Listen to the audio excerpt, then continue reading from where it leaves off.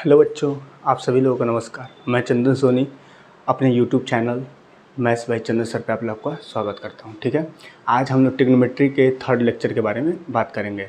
जो NCERT book का जो एनसीईआरटी बुक है सीबीएसई यूपी बोर्ड के लिए, उसका एग्जाम्पल नंबर 3 है। इसकी बात करेंगे इस क्वेश्चन का। चलिए इसको हम फटाफट इसको सॉल्व करते हैं। चलिए देखिए, ये इंग्लिश में लिखा हुआ है लेकिन हिंदी में भी, हिंदी यूपी बोर्ड वाले भी समझ जाएंगे, क्योंकि उतना बड़ा कोई बात नहीं है इसमें कि इंग्लिश में है तो हम लोग जो नहीं समझ पाएंगे। एकदम आसान है भाई। राइट एंगल ट्रायंगल क्या बोलते हैं? समकोण। क्या है? समकोण। समकोण हो गया, समकोण त्रिभुज, समकोण एंगल हो गया। ठीक है, समकोण हो गया। ठीक है, यहाँ पर क्या करना है, ये वाला क्वेश्चन का मान पूछा है कि ये वाला आप लोग अपने यूपी बोर्ड वाले लोग अपने को बुक में देखेंगे तो ये हिंदी में से लिखा होगा, एग्जाम्पल नंबर 3 होगा। ठीक है, पहला 8.1 का एग्जाम्पल, 8.1 से पहले एग्जाम्पल दे होगा वही क्वेश्चन है। ठीक है, ये एग्जाम में पूछ देता है। तो अब इसमें देखते हैं हम लोग क्या कह दिया। करे कि triangle A C B right angle at C in which A B 29 और B C 21 unit and angle A B C बराबर theta determine the value of इतना और इतना। ठीक है, इसका मतलब एक समकोण त्रिभुज है जिसमें क्या है, ए बी बराबर 29 सेंटीमीटर 29 यूनिट है और बी सी 21 यूनिट है और ये इतना है। तो ठीक है, हम लोग एक समकोण त्रिभुज बना लेते हैं। समकोण त्रिभुज ए बी सी करके, इसमें देखिए समकोण क्या है, सी पे है, सी पे कर देंगे समकोण। ये हो जाएगा ए और ए बी सी। देखिए बीच वाला एंगल होता है बी, यानी बी यहाँ पे होगा। ठीक है, ये कितना है, थीटा डिग्री है। जो बीच में होगा वही एंगल मानते हैं। ठीक है, एंगल ए बी सी ये थीटा है। कह रहा है कि ए बी 29 है, ए बी को लिख देंगे 29। बी सी कितना है, 21 यूनिट, 21 यूनिट का है। ठीक है, तो पहले हम लोग पाइथागोरस थ्योरम से क्या करेंगे, निकाल लेंगे। पाइथागोरस थ्योरम से थर्ड साइड का मान निकालेंगे। तो हम लोग लिखेंगे, पहले ट्रिग्नोमेट्री में हम लोग को परपेंडिकुलर, बेस और हाइपोटेन्यूस निकालना बहुत ज़रूरी है। लंब, आधार और कर्ण। ठीक है, निकालना जरूरी है, पहले निकाल लिया जाए। ये सब तो कर्ण दिया है, आधार दिया है और ये लंब निकाल लेंगे। तो आधार कर्ण का स्क्वायर बराबर क्या हो, पहले पाइथागोरस थ्योरम लगाएंगे ना। तो लिखेंगे पाइथागोरस थ्योरम से, पाइथागोरस थ्योरम से समझ लीजिए अच्छे से, एग्जाम में इसको अच्छे से लिख दीजिएगा। यहाँ पर सॉल्व लिखिए। ठीक है, पाइथागोरस थ्योरम से क्या हो जाएगा भाई, ए बी का square is equal to B C का स्क्वायर प्लस ए सी का स्क्वायर। तो बी सी का स्क्वायर कितना है, 21 का स्क्वायर। ए सी का स्क्वायर हमको निकालना है। ए बी बराबर कितना दिया, 29 का स्क्वायर। तो चलिए 29 का स्क्वायर, 29 का स्क्वायर कितना होगा, 841। कल मैंने कैलकुलेशन को बताया था 29 का स्क्वायर कैसे करना है। देखो 29 का स्क्वायर करना तो शॉर्ट ट्रिक मैंने बताया था कि कैसे। एग्जाम में ऐसे पूरा ये 29 गुणे 29 मत करने लगा, टाइम जाएगा। ठीक है, इस तरह शॉर्टकट में समझिए कि 9 का स्क्वायर क्या होगा, 81। कितना लगा कैरी, 8। 9 दूना का 18, 18 का डबल 36, 36 और 8 कितना होगा, 44। 44 का 4 कैरी लगा, 2 का स्क्वायर 4 होगा, 4 और 4 कितना हो जाएगा, 8 हो जाएगा, यानी 841।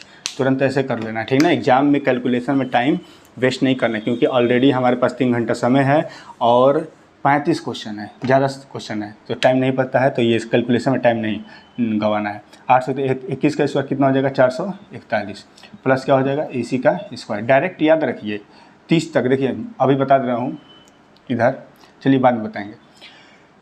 अब ए सी का स्क्वायर बराबर हम निकालेंगे, ए सी का स्क्वायर बराबर ये 841 यहीं पर रहेगा, इधर आएगा तो 841 माइनस 441 होगा। और ये 841 में से 441 घटेगा कितना बचेगा, 400।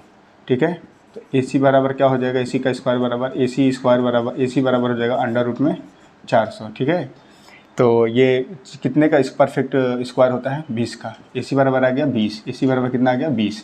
ए सी बराबर 20 आ गया। ठीक है, इसको स्क्रीनशॉट ले लीजिए फटाक से। ए सी बराबर आ गया 20। अब मैं इसको क्या करता हूँ, इरेज करता हूँ। हमको समझ में आ गया कि सर ए सी बराबर आ गया है 20 आ गया है, ए सी बराबर क्या आ गया है, 20। तो इसको मैं इरेज करूँ, चाहे रुक जाए, यहीं पर बताते हैं। तो पहला सवाल है हम लोग का कि cos square theta plus sine square theta, cos square theta plus sine square theta का मान निकालना है। ठीक है, तो बताइए थीटा एंगल तो बदल ही नहीं रहा है, थीटा यहाँ भी है, थीटा यहाँ भी है और यहाँ भी थीटा, ये सब जगह थीटा, तो एंगल नहीं बदलेगा तो बहुत आसान क्वेश्चन हो गया। एंगल बदलता तो क्वेश्चन हार्ड बनता। तो cos square theta plus sine square theta, तो कॉस थीटा बराबर क्या होता है, आधार बटे में कर्ण। इसका दोनों का स्क्वायर करेंगे ना, क्योंकि यहाँ पर होल स्क्वायर है तो पूरा स्क्वायर करेंगे। प्लस साइन थीटा बराबर का, साइन स्क्वायर थीटा बराबर क्या होता है, लंब बटे में कर्ण। और सीबीएसई बोर्ड वाला क्या होंगे, सीबीएसई बोर्ड वाला करेंगे बेस बटा में हाइपोटेनियस और परपेंडिकुलर बटा में परपेंडिकुलर बटा में हाइपोटेनियस, दोनों का स्क्वायर करना पड़ेगा। अच्छा बताइए कि यहाँ पर हम लोग जो देख रहे हैं, अच्छा बताइए परपेंडिकुलर थीटा का मान ये है तो परपेंडिकुलर ये होगा, ठीक है, लंब ये होगा, आधार ये होगा, बेस ये होगा, कर्ण ये होगा, यानी हाइपोटेनियस हमेशा यही होगा, ठीक है। बाइलिंगुअल चल रहे हैं हम लोग, ठीक है, हिंदी इंग्लिश दोनों में चल रहे हैं, तो कोई ना ये ना कहे कि हमको ये समझ में नहीं आ रहा है।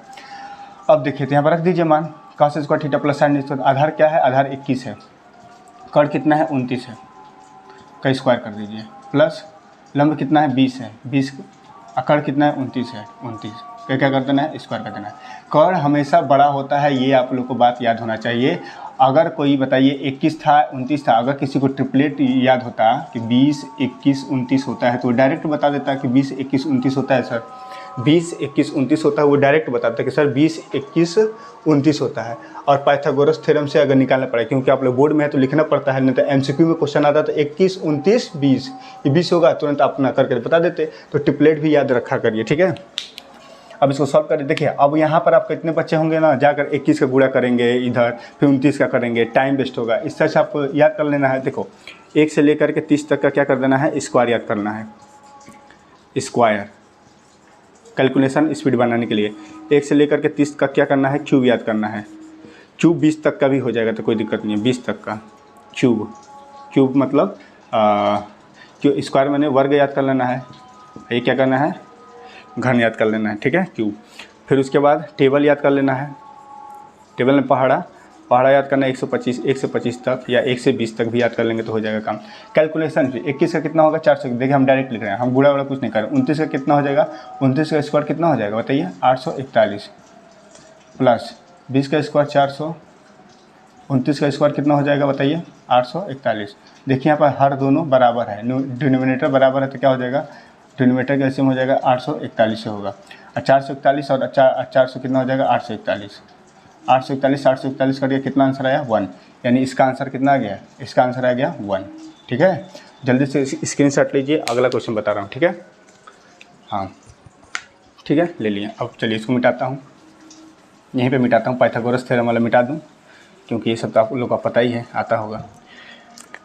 दूसरा क्वेश्चन हम लोग का ये है कि cos square theta, second question है, cos square theta minus sine square theta, इसका मान निकालें। तो इससे क्या होगा, आधार बटे में कर्ण का स्क्वायर माइनस ये क्या हो जाएगा, लंब बटे में कर्ण का स्क्वायर। इंग्लिश में क्या लिखेंगे, इंग्लिश में क्या हो जाएगा, बेस बटा में हाइपोटेनियस का स्क्वायर माइनस ये क्या हो जाएगा, परपेंडिकुलर अपॉन हाइपोटेनियस का स्क्वायर, ठीक है। अब देखिए तो ये अगर देखा जाए तो यहाँ पर बेस कितना है, यहाँ पर अगर जब बेस कितना है 21 बटा में 29 का स्क्वायर कर दीजिए, माइनस परपेंडिकुलर कितना है 20 माइनस 29 का स्क्वायर करिए, इसको सॉल्व करिए फटाक से। अब देखो तुरंत याद कर लेना, आप लोग तो याद कर लिए, अच्छे बच्चे हैं तो क्या होगा, स्क्वायर याद ही होगा, 21 का स्क्वायर 441, 29 का 841, याद कर लीजिएगा, ठीक है। एग्जाम में सबसे बहुत आप लोग मुक्त रहेंगे, फ्री रहेंगे आराम से। 20 का क्या हो जाएगा 400, 29 का क्या होगा 841, तो जब डिनोमिनेटर सेम है यानी हर सेम है तो क्या हो जाएगा 841 हो जाएगा। और 441 में से देखिए 441 में से 400 घटा देंगे तो कितना बचेगा, यहाँ पर मैं लिख दे रहा हूँ, तो भाई उधर जाओ, यहाँ पर मैं लिख दे रहा हूँ 441 में 400 घटाएंगे तो कितना बचेगा 41 अपन में क्या हो जाएगा 841, तो यही कटेगा नहीं, यही हमारा क्या हो जाएगा आंसर। आई थिंक आप लोग को ये वाला क्वेश्चन समझ में आया होगा, काफ़ी बड़ा हो गया। और ये इस टाइप का क्वेश्चन हमेशा बोर्ड में आएगा तो 4 नंबर का आएगा, यूपी बोर्ड वालों 4 नंबर में क्वेश्चन आएगा यूपी बोर्ड वालों का, और सीबीएसई बोर्ड वाले के लिए क्वेश्चन आ जाएगा ये 3 नंबर में आएगा या फिर 5 नंबर में भी आ सकता है।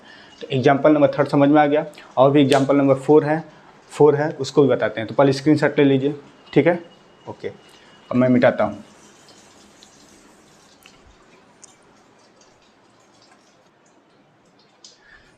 चलिए ये वाला सवाल देखिए, ये वाला सवाल कैसे आप लोग ध्यान से समझिएगा, ठीक है। एग्जाम्पल नंबर 4 है, इन राइट एंगल ट्राइंगल, कर रहा है कि राइट एंगल ट्राइंगल है, समकोण त्रिभुज है, क्या है समकोण त्रिभुज है ABC, right angle at B पे क्या है समकोण है, बी पे क्या है समकोण है, तो यहाँ पे बी समकोण बना लेंगे।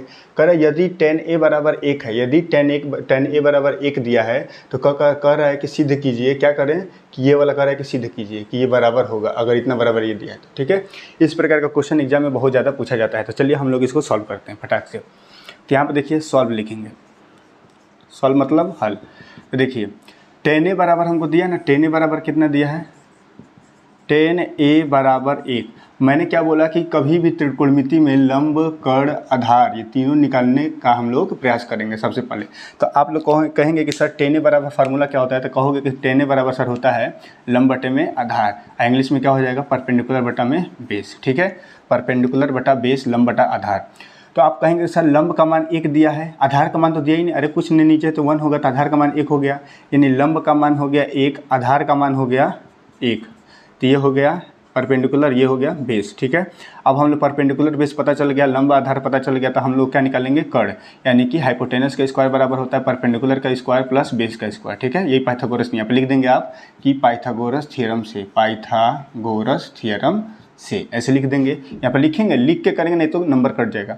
हाइपोटेनस निकालेंगे तो हाइपोटेनस का स्क्वायर बराबर क्या हो जाएगा, नहीं तो आप लोग को पता होना चाहिए कि ये क्या है, अगर ये वाला एंगल ए है, कोई भी मान लो ये वाला एंगल ए लेना है ना, तो एंगल ए लेंगे, तो इसके बाद क्या होगा, ये परपेंडिकुलर होगा, ये बेस होगा, ये क्या होगा, हाइपोटेनस होगा यानी कर्ण होगा, और ये क्या होगा, लंब होगा, ये क्या होगा, आधार होगा। ठीक है, तो सर लंब कितना है, 1 है, ये क्या हो गया 1, ये क्या हो गया 1, तो कर्ण हमको डायरेक्टली याद रखना है √2, लेकिन इसे निकाल देते हैं, 1 का स्क्वायर प्लस 1 का स्क्वायर, डायरेक्टली याद करके, जब लंब और आधार दोनों 1 हो तो कर्ण क्या होगा, √2 होगा। टाइम बचाने के लिए क्या हो जाएगा, 2 हो जाएगा। तो h बराबर h स्क्वायर बराबर था, h बराबर कितना हो जाएगा, √2। ये हमारा हो गया हाइपोटेनस। हाइपोटेनस मैंने कर्ण पता चल गया कि सर ये है √2। अब हमको ये प्रूव करना है, अब ध्यान से देखिए, यहाँ प्रूव करिए, 2 sin a into cos a बराबर 1। ठीक है, इसको प्रूव करना है, तो कैसे प्रूव करेंगे हम लोग, ध्यान से देखना है भाई, हम लोग ग्रीन मार्कर ले लेते हैं।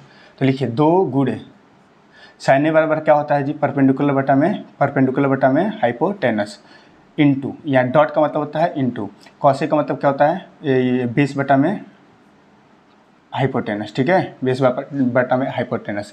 अच्छा बताइए क्या है, लंब कितना आया था, यानी कि परपेंडिकुलर हो गया, ये क्या हो गया, हाइपोटेनस हो गया, आधार को क्या बोलेंगे, आधार को क्या बोलोगे, बेस। ये कितना 1, ये कितना 1, ये कितना आया √2। तो बताइए परपेंडिकुलर कितना है, लंब कितना 1, 2 गुणे जहाँ जहाँ है वहाँ मान रख दीजिए, लंब यानी परपेंडिकुलर मान होगा 1, हाइपोटेनस का मान कितना है √2, ये क्या है, बेस का भी मान कितना है 1, हाइपोटेनस का मान है √2। अगर इसको सर हमको क्या प्रूव करना है, बराबर 1 लाना है ना, ये प्रूव करना है।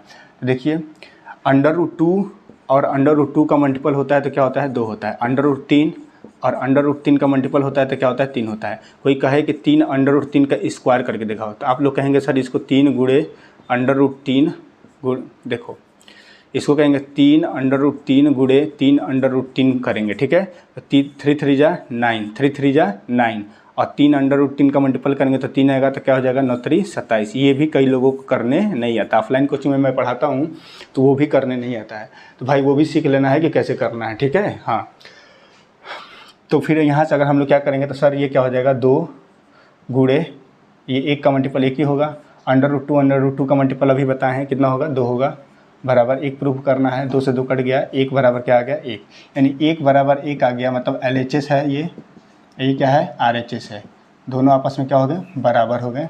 तो यहाँ पे लिख देंगे हैंस प्रूव्ड। इस टाइप का भी क्वेश्चन CBSE बोर्ड में 3 नंबर का पूछता है, और यूपी बोर्ड में 2 नंबर में भी पूछा जा सकता है, 2 नंबर 3 नंबर, कुछ भी MCQ में पूछ दे रहा है, बड़ा क्वेश्चन MCQ में भी पूछ दे रहा है, तो कुछ भी पूछ सकता है, आप लोग बस रेडी रखना है।